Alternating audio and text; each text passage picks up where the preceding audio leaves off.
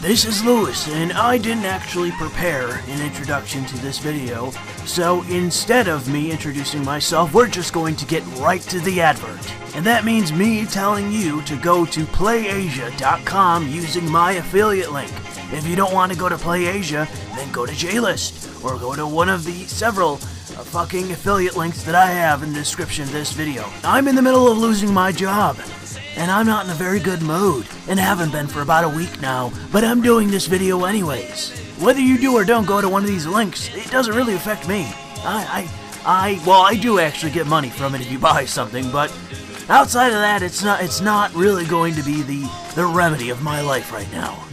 Links will be in the description. Here's an idea. Of course, Overwatch has inspired loads of sexy fan art. Let's talk about why.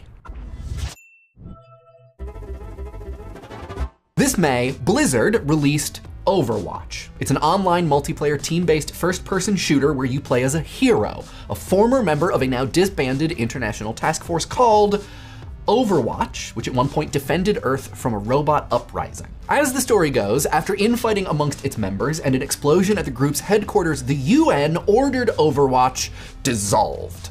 The game takes place some years later. Some of you won't understand or necessarily agree, but that's something about Overwatch that I can't stand. I don't like media devoid of antagonists or antagonism because villains make otherwise mundane stories far more interesting. Grand Theft Auto 5 is captivating because you play as villains. BioShock without Andrew Ryan isn't as interesting. Far Cry 3 is worse off after Voss's death. Danganronpa is fucking tedious without Junko Enoshima. And I know I'm talking about games, but I preface this because this is true for all forms of media. Bruce Willis is always better with a good villain. James Bond as a character is always better with a good villain. Overwatch as a game is far from perfect in my opinion, and one of the reasons why is the lack of motivation for the characters. Other than fighting against players for the sake of competition, which is not unique to Blizzard titles, let alone games in general, what is the point of Overwatch? It serves a function as a game, but I mean, what in terms of narrative is the point of Overwatch? I can imagine that some of you won't care and say, okay, the game is what it is, and competition for the sake of competition is fine. And I'm a PvP player. That's fine by me. I don't have a problem with competitive play. But there's honestly nothing interesting about a game entirely composed of supposed heroes. Lacking a single-player story mode, it instead pits heroes, and thus players, against one another on objective-based games. It provides very little insight into the heroes' recent escapades, the details of their past or partnerships, and even breaks its own fiction, facing former allies against one another and against themselves for narratively unclear reasons. Thanks to Blizzard's moronic writing team, they've painted themselves into a corner where their game makes no fucking sense, and even Idea Guy can't help but point it out. There is no Jedi without the Sith. There's no need for a counterterrorism force without terrorists to fight against. There are no antagonists in Overwatch, and it suffers as a work because of it. Like TF2, Blizzard is slowly releasing animated shorts covering broad character points and specific encounters. In-game, players may glean some details. Like Dark Souls, there's story told with setting, and like Dota 2, there are bits of witty in-game repartee. Reinhardt, don't you think it's time you hung it up? You're not getting any younger. Never.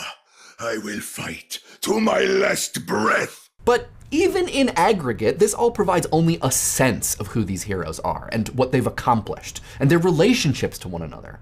And so, entree, the fans. Overwatch has inspired a deluge of fan works, fan fiction, comics, gifs, cosplay, and of course, fan art. Lots and lots of fan art, which is unremarkable for its audience, 20 million players as of shooting. What is remarkable is how sexy that fan art is, and how large the community of people making and sharing and viewing it is. Oh, we're not like anti-sex or anything, it's a family show, we gotta keep it PG for schools, so I'm sure you understand. No, the reason that you're choosing to exclude that content is because if you don't, YouTube will take down the video. Because we live in an age where censorship of art is acceptable. And it's funny because you also have the means to restrict this video, which I've noticed you haven't done, where you make it exclusive to adults. Although in the end, not at all that it matters, because YouTube will still take down the video. Of course, the graphic stuff isn't the whole Ceci story, it's just the most talked about part. Overwatch has launched 1,000 ships and an entire economy of romantic fan art and fiction. All of which makes me curious about two things. First, why specifically has Overwatch become a massive source of erotic fan works? Popularity. I literally need to add nothing more than that. Popularity. We'll talk a bit about the honest-to-goodness smut, but mostly I'm interested in this type of thing. The proliferation of cute and sometimes steamy but not overt single-panel romantic comics. And second, why, in general, may fans be interested in romantic images of fictional characters? The easy answers are because Overwatch characters are cool and people are attracted to characters designed to be attractive, but packed within the simple answer is, of course, one metric Socrates of why. So let's get unpacking.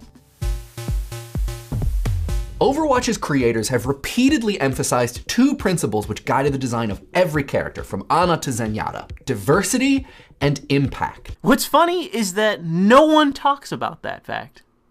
People like Idea Guy want diversity for the sake of diversity, to be the standard format for all game design.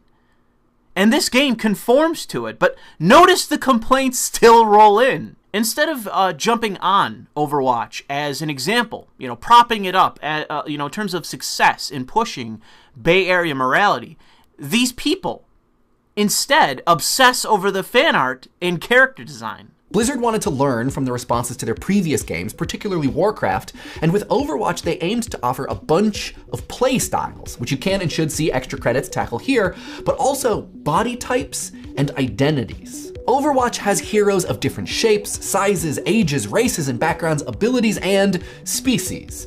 They've even hinted at LGBTQ characters, but haven't confirmed, avoiding, in director Jeff Kaplan's words, pandering to the topic. This rightfully upsets some. Unequivocal representation is ideal, but others think, for at least one character, confirmation is unnecessary. They got their pink-haired Bulldyke, and it wasn't enough. There's a surprise.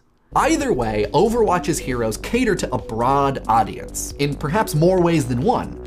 Presaging this fact, before the game's full release, Blizzard even put out hero style guides, providing official visual references for fan works. They've also remained largely non-authoritarian copyright-wise.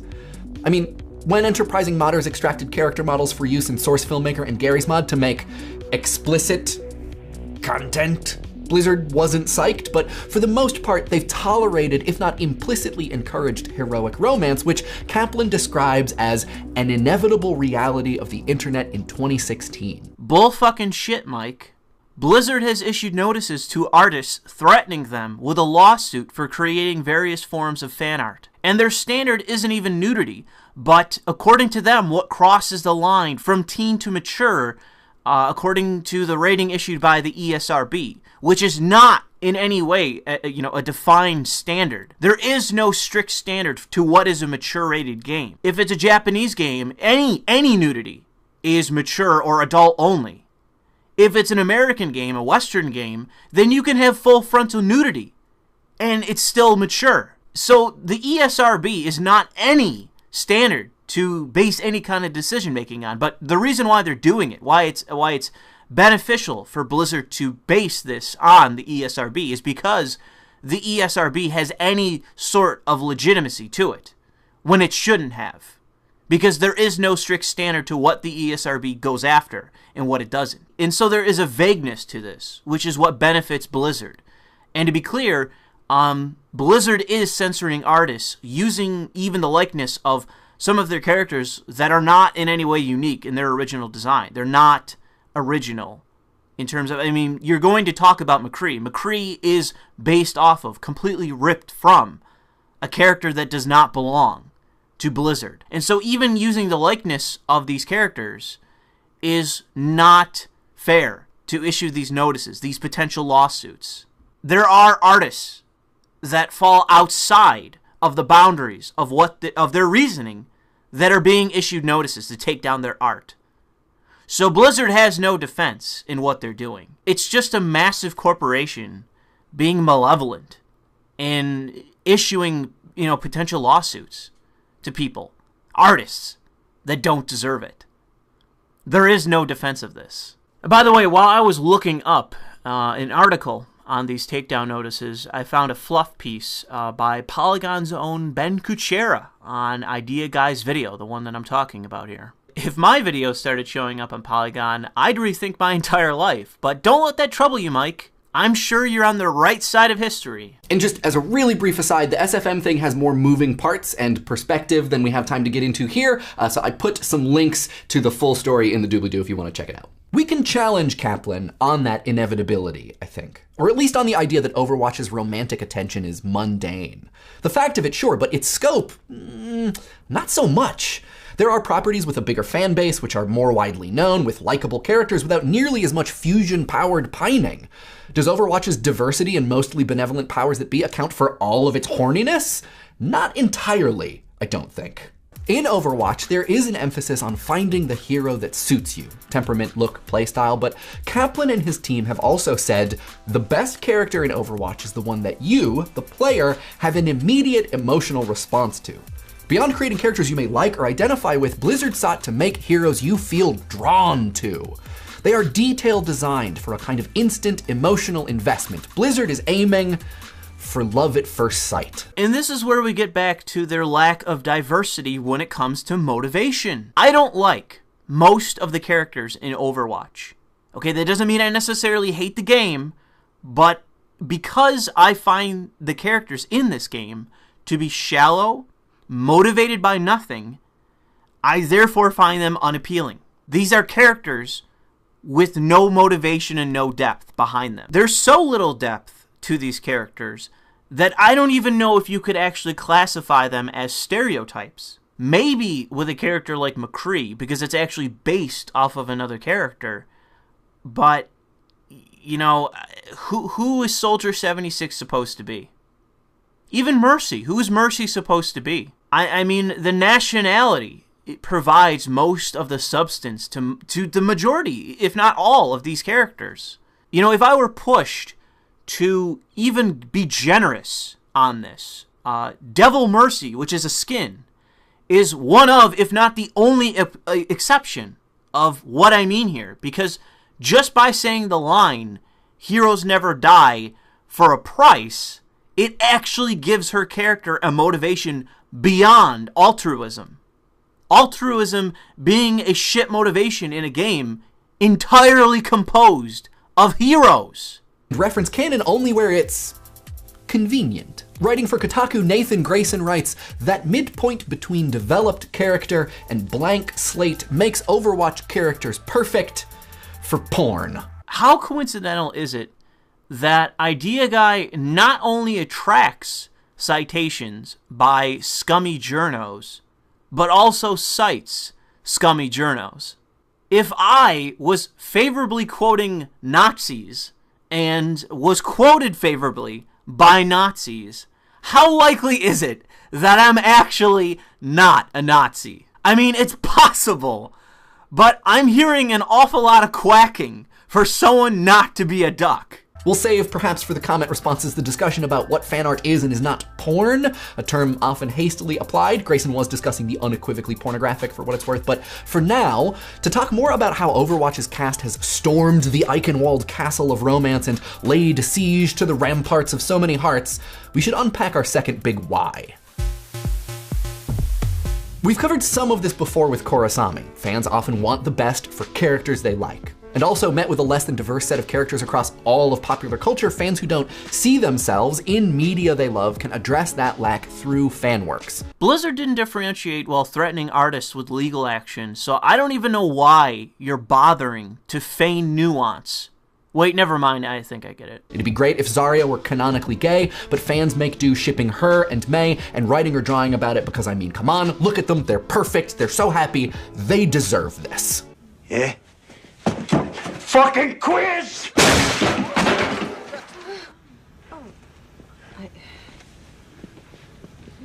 I've been waiting a while to use that clip, but in all seriousness, if we're going to match up fictional characters, can we not do better than the fat Chinese Eskimo and the Russian Bulldyke? However, unanswered still is the more fundamental concern of how so many fans come to invest so fully in these characters that there develops a culture, community, and even economy around something like single-frame, romantically themed drawings of them.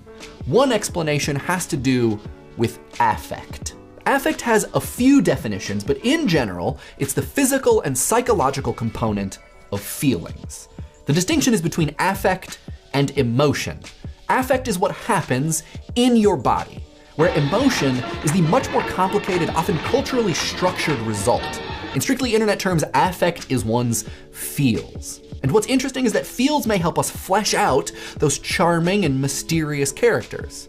In her paper, The Role of Affect in Fanfiction, Anna Wilson writes about how fanfiction can act as what she calls affective hermeneutics, a set of ways of gaining knowledge through feeling. Get the fuck out of here. Source. So at its base, hermeneutics it's a fancy word for interpretation. And so Wilson's idea is that fans can interpret a source work and write fictions that address unfulfilled feelings about it. Effective hermeneutics, she writes, seek to fill in the gaps in canon through attention to the emotional lives of texts themselves. But, I mean, is reading fan fiction really knowing more about, let's say, McCree? Wilson points out effective response is often thought opposed to critical response. Feeling is not thinking, and therefore not knowing. But this attitude rejects affect as a form of knowledge, a division which isn't so tidy. Your feelings about something may not always align with what is the case, but in matters of fiction especially, where varying degrees of it is conjured in the minds of an audience, it's hard to argue how people feel is entirely distinct from what they know. Basically, effective response is not always a replacement for knowledge, but can make a good stunt double. You could have literally picked any other character for this point, but instead you choose one that undermines your argument. If you want to know more about McCree, watch a couple Clint Eastwood movies. What's great about the example of McCree is that even in the world of the Dollars trilogy, you have depth, completely unlike Overwatch. The Good, the Bad, and the Ugly is one of the few Westerns I genuinely consider one of my favorite movies, and I'll give a brief explanation why it's an exception. In terms of accordance to the law and status, Angel Eyes is the most legitimate of the three characters. Blondie is a less than honorable bounty hunter, and Tuco is a bandit. Tuco, like Angel Eyes, is a villain. He's a total piece of shit and a genuine outlaw, but he's not the antagonist of the story. That's made clear in the scene when Angel Eyes has Tuco tortured despite being a sergeant in the Union Army. Tuco, despite being an outlaw, has depth as a character and can easily be sympathized with. Where in Overwatch do we find any such depth? Oh, nowhere. So why are we going to such pains to explain fan reaction to an unequivocally shallow game? That doesn't mean that the game doesn't play well, but what I'm implying is that, the next time Shadman draws a picture of Tracer's butthole, perhaps lay off with the social constructivist postmodern horseshit. As always, when dealing with Idea Guy's channel, I know what he's talking about, and yet things never quite make sense. Things are always a bit incoherent. There's never any real traction to what's being talked about. All kinds of fan works, not just fan fiction, can help us gain this feeling knowledge. But arguably there's something particular about single-panel romantic fan art. Text and video, for that matter, are formally narrative-like, even if their content isn't. Even if their focus is a single moment, extended indefinitely, our experience of them must unfold in time. They can't be appropriately appraised entirely at once. A sequence of words over time makes a fan fiction. A sequence of images over time makes an SFM video. This is not true of a single panel comic. A single image with which its audience may spend as much or as little time as they desire. It unfolds only in response to their attention. Channeling Scott McCloud in her amazingly titled paper, Pornographic Space-Time and the Potential of Fantasy in Comics and Fan Art, Lindsay Brown says time and space are the same thing in comics.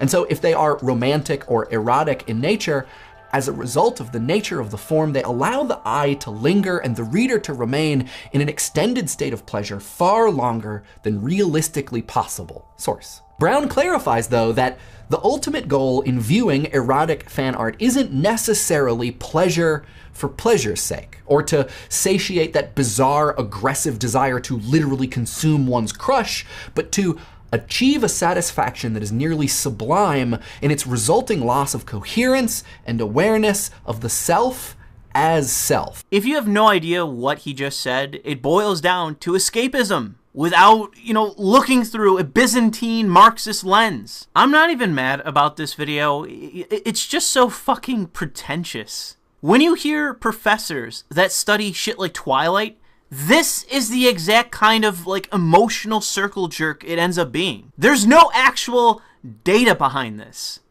Just long-winded platitudes. The single-panel romantic comic, being in effect limitless, provides a unique opportunity to lose yourself. We can think now, and again, of Overwatch, and how much is left unknown about its heroes. How meticulously designed they are to trigger instant, intense, effective response. How fans may be drawn, perhaps inexplicably, to want to know more about them, but not the critical kind of knowing.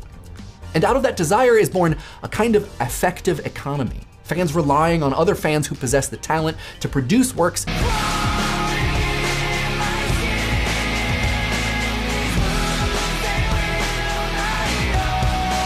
I'm not one to turn away Yuri art, okay? I buy visual novels based on it, but maybe, just maybe, this has less to do with escapism than it does fetishism. By that, I don't mean from a Marxist perspective, but objectively speaking, from that of stimulating the libido of someone into specific and specifically weird shit. There's narrative depth, and there is fetishism. Now, you can have story with your fetish, but the problem is, Mike, as you've already laid out, this is regarding single frame comics, as you've stated. So by definition, there is no story. It's just fetish art by and for Tumblr users. Mike thinks, honestly, that by adding pseudo-intellectual papers by ideologically driven hacks, it somehow adds meaning to this. But go watch Internet Aristocrats' videos on DeviantArt. There is no explanation needed outside of what titillates weird shut-in fucks, which can judiciously reference and not reference canon, style guides, and other fan works. The best and most effective, or perhaps most affective, romantic fan art allows a kind of endless appreciation wherein one doesn't become or have Farah, Reinhardt, Roadhog, or Mercy. Instead, in one way, one can know a dimension of them left unexplored by the powers that be. And in another way, one can escape the self, and therefore the burden of desiring that knowledge. It's not just that Overwatch characters are diverse and well-designed with nice butts and good jawlines, but that from the game itself, fans can know just enough about them to want to know more. When you know nothing about a character, literally adding any detail more is adding depth to that character. The absence of depth is not depth. It's shallowness, or if we want to get more abstract, it's just absence. There could be something there, but there isn't, and you admit it. Shallow characters can absolutely work in a story, but when every character in that story is undefined, and there's no antagonist, there's no motivation, there's no insight here worth discussing. There's literally nothing to discuss. It's like finding an empty glass and saying because it has a function, or could have a function, it also contains something, when by definition of being empty, there's nothing there. Well, we may have an empty glass, but let's fantasize about what that glass could hold. What does it fucking matter? Do you consider ink blots to be characters as well, Mike? Because at least ink blots in the right person's hands could be insightful, but it would be the viewer granting depth to what has no depth. Over 700,000 people watch this fucking channel. 5,600 people thumbed up this rambling, sophistic fucking idiot. Be it for the sake of emotional investment, representation, or simply attraction, this yearning is teased by the game's transmedia complex, but is ultimately, and maybe appropriately, only fulfillable by the works of other fans. That work lets people further interpret otherwise evasive personalities through their emotional, and not narrative, existence. Absence of depth is not depth. And it may even give the kind of escape playing the game itself does. But also, the romantic and sexual embrace of diverse fictional characters seeds the idea that, whatever their identity, they are embraceable. Blizzard is not above the objectification of traditional beauty, and they know it. But in the design of Overwatch, they have perhaps inadvertently revealed, in some surprising detail, what characters and characteristics people are willing to see as sex symbols. And you just conceded to my point on fetishism, which is all there is, which is all there was to this discussion. PBS, you did the right thing with Jam and Warren. Be our hero and get rid of this fucking retard. Thanks for watching.